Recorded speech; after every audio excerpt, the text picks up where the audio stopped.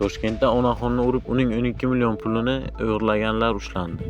Toshkent shahrida keksa yoshli ayolni urib, sumkasi bilan birga 12 million so'm pulini o'g'irlagan 3 nafar erkak qo'lga olindi. Bu haqda poytaxt Ichki ishlar bosh boshqarmasi xabar beradi. Qayd etilishicha, Toshkent shahri Bektemir tumani ichki ishlar organlari faoliyati muvofiqlashtirish boshqarmasi navbatchilik qismida fuqarolardan biri bosqinchilik qurboniga aylangani bo'yicha murojaat tushgan.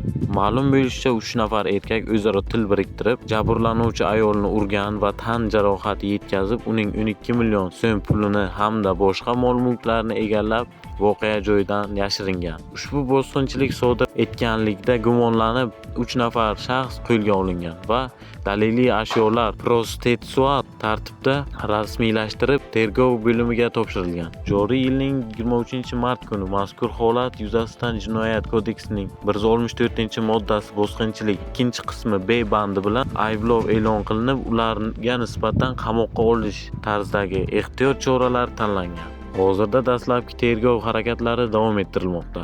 Ma'lumot uchun, bosqinchilik, ya'ni o'zganing mol-mulkini talon-taroj qilish maqsadida hujum qilib, hattoki sog'liq uchun xavfli bo'lgan zo'rlik ishlatib yoxud shunday zo'rlik ishlatish bilan qo'rqitib sodir etilgan jinoyat uchun Jinoyat kodeksining 64-moddasiga binoan 20 yilgacha ozodlikdan mahrum qilish jazosi belgilangan. Eslatib o'tamiz, avvalroq Navoiy viloyati APK fayl tarqatib, odamlarning 2 milliard pulini o'margan shaxs ushlangan edi.